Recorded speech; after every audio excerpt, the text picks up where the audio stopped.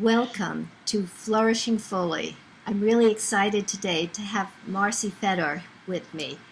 We met several weeks ago at a conference, and we're buddies now. And we're working on incredible things. And I'd like to take this opportunity to introduce you to Marci and find out what she does, because it's not really in the mind, body, spirit sector. It's in a different area of passion. Hello. Hi, Yes. everybody out there. It's Marci Fedors here, and I am a relationship recovery coach. You know, after a breakup, you're a hot mess.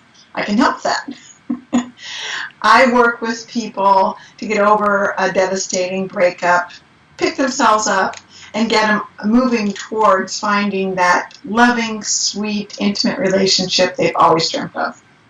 Awesome. Now, what does that have to do with Lyme disease, chronic illness, chronic fibromyalgia?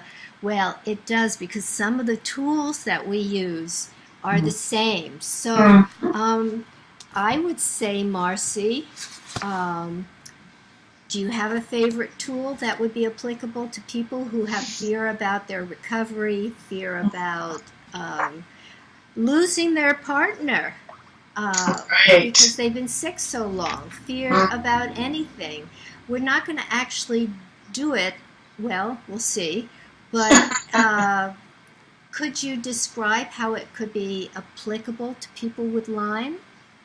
Absolutely. If you're talking about fears, then I think the technique that we learned called Fear Be Gone would be perfect for that. When fear becomes overwhelming, we just shut down. We're in pain and we're not functioning at our best. When I have clients after a breakup that are filled with fear, it's usually around fears about being alone or functioning on their own and overwhelmed with the responsibility of being alone. But really, it's all fear-based. And I imagine with Lyme's disease also that people get overwhelmed with trying to function, trying to manage with a disease that takes such a huge toll on them. And that fear can be overwhelming. And the Fear Be Gone method would be really appropriate and helpful.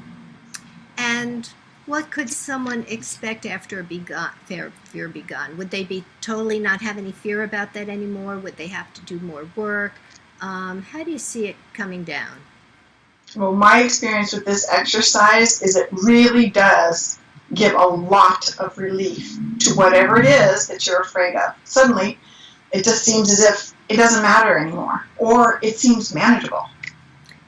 Is it possible that you give an example? Yeah, I have a client who was facing the Thanksgiving holiday. And, I mean, it's stressful for all of us, let's face it, right? It's not like everyone has this perfect family, you know. Everybody has challenges at Thanksgiving.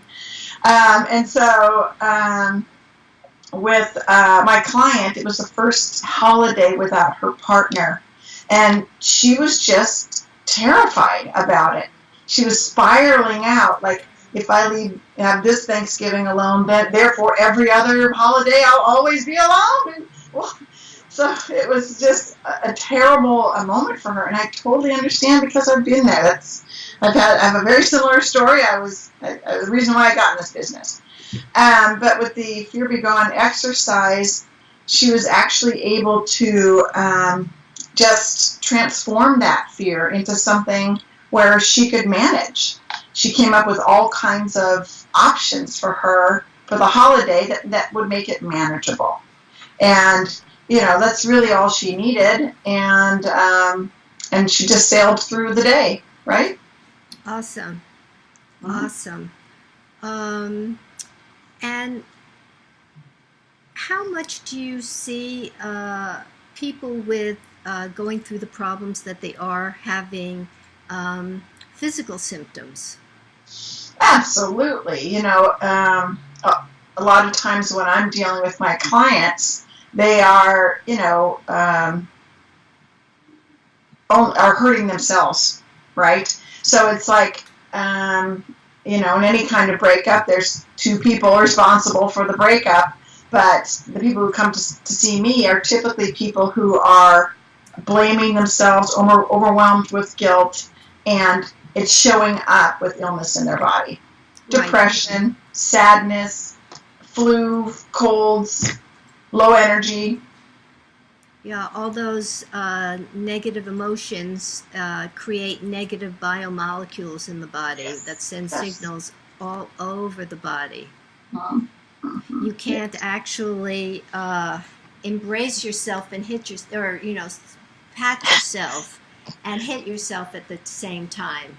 I saw that with Deepak Chopra once, and we want the body to flood with happy molecules. So really important. So Marci, what do you think is important for people to take away from techniques that can fear bust? What are some other techniques that you're particularly fond of using? Right. Well, another one of my favorites that we've learned to use is the parts work exercise. Maybe your clients can relate, where you have a part of you that wants one thing and another part that wants something else. And the two of them seem to be in conflict with each other. So could that be like, I want to get well because I'm tired of being, in pain, but oh my gosh, if I get well, what's going to be expected of me? Right. Yeah, all that responsibility comes right back at you. Right. Will you be able to cope? Will you be able to fit in? Will you be able to pick up where you left off? How much time have I lost? What's my path now? Am I altered? Am I different? Right. Yeah, so you can have lots of different parts on many different levels. This is a great one, Marci. Right. So how does that work? Well, parts work are pretty great, even though we have parts, and we all have a lot of different parts, but if we have two parts that seem to be in opposition to each other, it's because they each have a positive intention behind the methodology that's using, right? One part may be concerned, like you said, what I want to get well, right? And so that part, positive intention, is so that you're healthy, so you live, so you survive, so you can have love, so you can be with your family, right? Skip on the beach, go to the pumpkin patch. Whatever. Yeah, get a Christmas tree. And then the other part of you is like, but how will I cope if I get better? Part of me, all that responsibility, right? And so maybe this part, its positive intention is security, right? But really, through the parts work, we can discover that these two parts are actually somewhat similar. After all, both parts are in the business of making you survive, right? And so, there's always a point when these two have things in common. And the way the exercise goes is it really is an integration of those positive intentions and those parts working together for your whole benefit. Yeah, very healing. Yes, it is. It's very, very healing. The mind, body, spirit approach is so important to embrace whenever you're recovering from anything. A breakup or a never-ending journey. It does end. It can end. Yes. So it is a very powerful technique.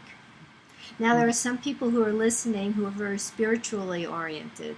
And I think that the archetypes is very good for people to know that kind of work exists and is doable over Skype or the internet to make a difference, because there are a lot of spiritual lovers out there, enthusiasts. Could you describe it? Yeah, the archetypes. What a fantastic exercise. I love this one. I do yes, too. Right. And you are familiar with it too, right? Where we, with our client, ask them to tap into archetypes or superheroes or spiritual beings that might have information for them about an area in their life. So we ask a question to, say, 4 archetypes. One is a lover. One is a warrior. One has wisdom. One is a wizard.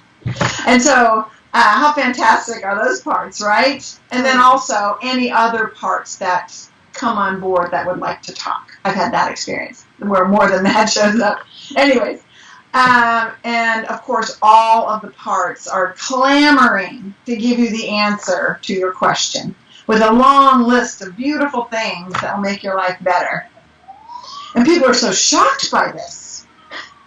And, you know, in our work, Sally, it's an everyday occurrence, right? Mixing of the spiritual and the physical and the mind and the body. And it all just works out beautifully for clients' benefit.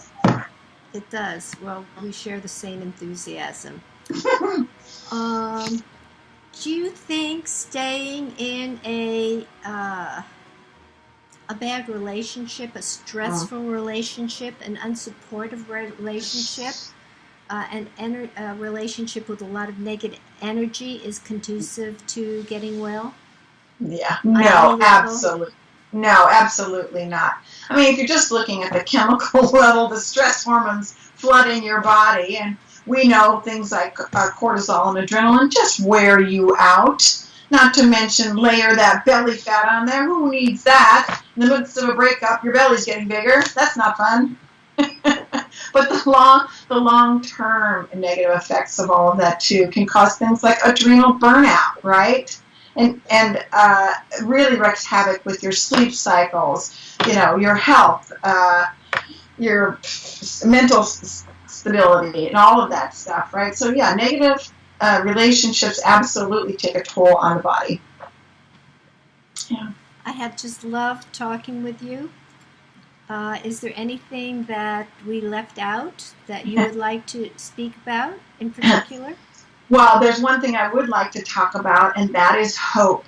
And I think both your clients and my clients have this in common, that they get to a point where they feel hopeless, right? And it can be so devastating. And I just want to tell everybody out there that there is always hope for your situation, and that there's solutions, and that what you're feeling now is temporary, and go ahead, find an expert, someone to help you, to guide you back to a state that is filled with hope and joy. It's possible. It happened to me. I was at death's door. I wasn't having fun in this world. I just saw it getting worse, and miracle happened. Yes, yes. And now I'm here to wake people up, wake their health up, and enjoying new friends like you, and creating projects together. I mean, who knew last year that we would be doing this? So people, there's a whole life out there. Friends, there's wonderful things waiting for you. And that was just such a powerful message to end on, Marci. Thank you so much. You're welcome. It's been a pleasure.